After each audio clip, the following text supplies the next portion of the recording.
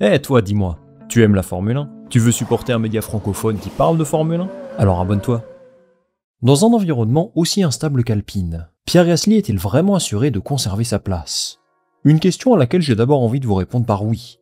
Le pilote français est à peu près la seule source de satisfaction d'Alpine en ce début d'année, lui qui a rapporté 100% des points de l'écurie, et qui est d'ailleurs sous contrat jusqu'à la fin de la saison prochaine. Cependant, les rumeurs autour d'une potentielle arrivée de Sergio Pérez dans l'écurie me font quelque peu douter. Et oui les amis, le pilote mexicain, son baquet cette saison, serait en discussion avec Alpine, et une option très crédible pour les rejoindre l'an prochain.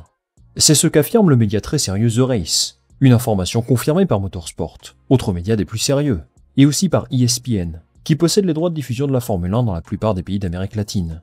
On apprend même que le manager de Sergio Pérez s'est rendu dans le motorhome d'Alpine à Monaco, ce qui suggère des discussions contractuelles toutes fraîches. Alors depuis qu'il a quitté la Formule 1 en décembre dernier, Sergio Pérez ne cesse de faire parler de lui. Début avril, il a lancé son opération de communication dans les médias, indiquant clairement qu'il est enclin à faire son retour dans la discipline. Apparaissait alors un candidat très crédible pour l'accueillir, et je fais référence à Cadillac bien sûr.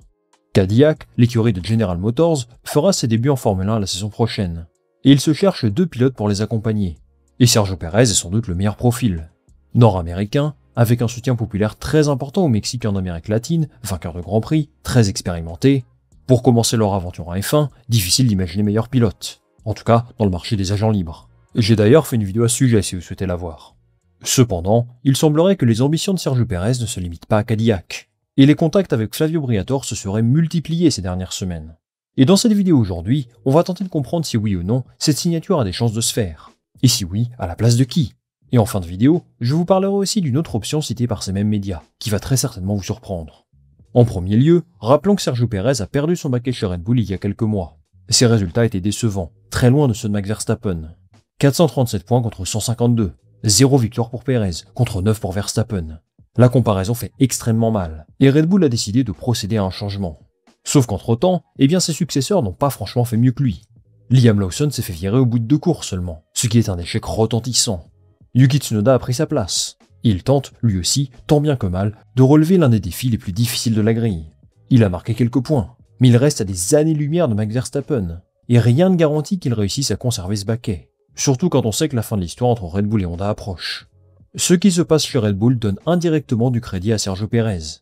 D'accord, son bilan dans l'écurie est loin d'être brillant, surtout sur la dernière saison. Mais lui peut très bien avancer que personne d'autre n'aurait pu faire mieux. Alex Albon, Pierre Gasly, Liam Lawson, Yuki Tsunoda. Jusqu'à preuve du contraire, leurs résultats sont pour l'instant inférieurs aux siens. Et du coup, Pérez peut largement optimiser sa stratégie de communication, pour dire que le problème, ce n'était certainement pas lui, mais plutôt ce deuxième baquet Red Bull, qui semble impossible à dompter.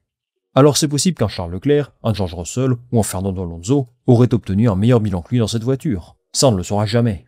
Mais finalement, peu importe, car tout ce qui se passe chez Red Bull en ce moment est à son avantage. Pérez est donc dans une certaine position de force pour négocier. Et jusqu'à présent, les contacts ont surtout eu lieu avec Cadillac. Et franchement, quand on y réfléchit, cette association fait beaucoup de sens. D'un côté, vous avez un Sergio Pérez qui cherche, je cite, un projet qui le motive pleinement, et où ils apprécient sa carrière et son expérience. De l'autre côté, vous avez Cadillac, une équipe toute neuve, qui aurait tout à gagner à s'entourer d'un pilote comme lui, sportivement et économiquement. D'ailleurs, puisqu'on parle d'argent, il y a aussi un autre critère à prendre en compte. Il semblerait que le fils de Carlos Slim, qui s'appelle Carlos Slim Domit, ait toujours décidé à le soutenir financièrement. Et ça, c'est un soutien économique extrêmement important. Rappelons que sa famille possède notamment le groupe de télécommunications América Móvil, un géant en Amérique latine, qui détient Claro, Telmex, etc. Ce même Carlos Slim Domit était présent au Grand Prix de Miami, et plusieurs réunions se seraient tenues avec les représentants de Cadillac. C'est donc du très concret, et c'est sans doute l'option la plus avancée aujourd'hui.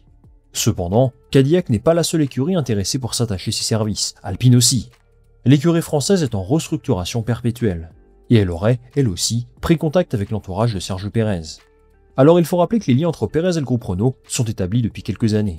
Quand l'équipe portait encore ses couleurs jaune et noir, il figurait parmi les favoris pour décrocher un baquet, en 2018-2019. L'affaire ne s'était finalement pas concrétisée, puisqu'il a privilégié la stabilité avec Force India à l'époque. Depuis, quasiment tout a changé chez Renault, même le nom, Alpine, le management, les pilotes, et ils ne produiront carrément plus leur propre moteur prochainement. Et ça, les amis, c'est l'une des raisons pour lesquelles Sergio Pérez s'est rapproché de Briatore ces derniers temps. Pérez aura 36 ans l'an prochain, et sa prochaine écurie pourrait être sa dernière en Formule 1. Si Cadillac et General Motors sont certainement une option intéressante, c'est tout de même une formation qui offre moins de garanties sportives que n'importe quelle autre écurie. Ils n'ont absolument jamais rien fait en Formule 1. Ils débarquent dans un contexte qu'ils ne maîtrisent pas. Leur monoplace sera très probablement en fond de grille au départ au moins, et donc difficile pour un pilote de montrer ce qu'il vaut dans ce contexte. Quoi qu'on puisse penser d'Alpine, ils offrent un bien meilleur environnement.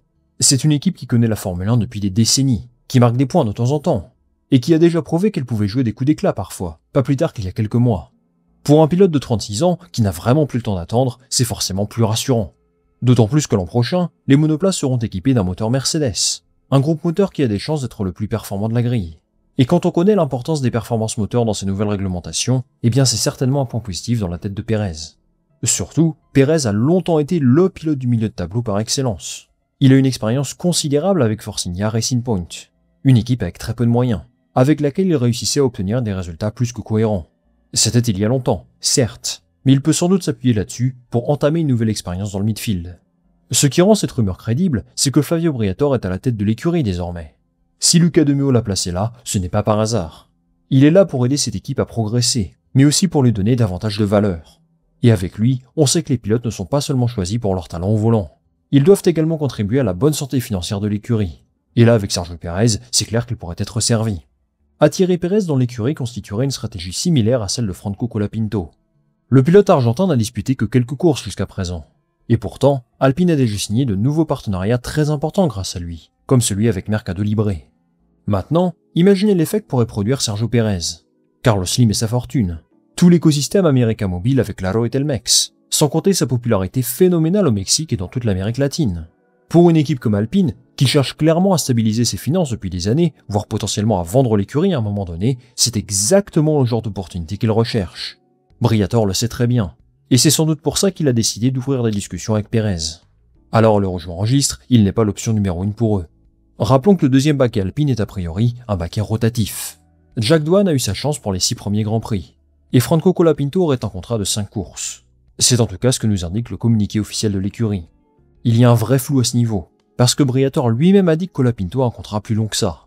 Je vous avoue que j'ai du mal à comprendre ce qu'il se passe là-dedans. Mais bon, on aura plus de clarté ces prochaines semaines, j'espère. Quoi qu'il en soit, les médias que j'ai cités précédemment nous indiquent qu'ils sont plutôt concentrés sur leur jeune pilote pour le moment.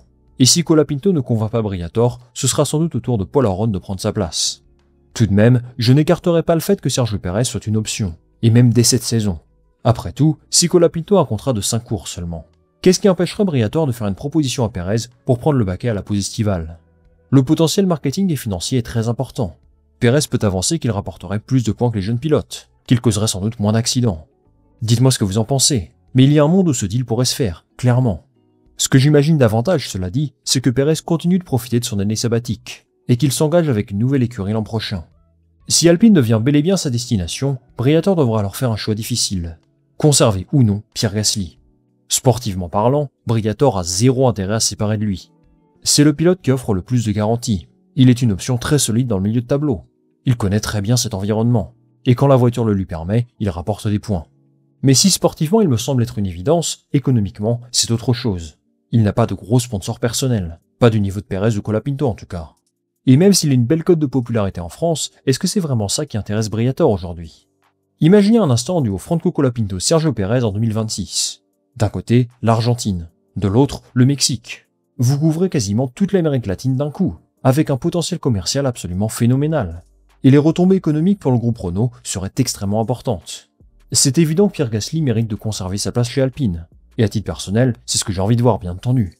Mais si j'étais à sa place, je ne serais pas forcément rassuré par ces rumeurs autour de Pérez, quand bien même son contrat s'étend jusqu'à l'an prochain. Briatore pourrait aussi décider d'associer Pérez et Gasly.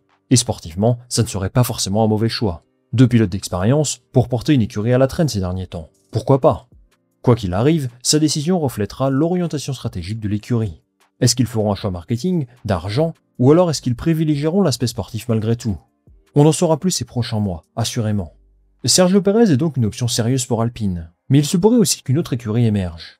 Motorsport nous apprend que Mercedes est également intéressé pour s'attacher ses services. Alors là, ça part de très très loin.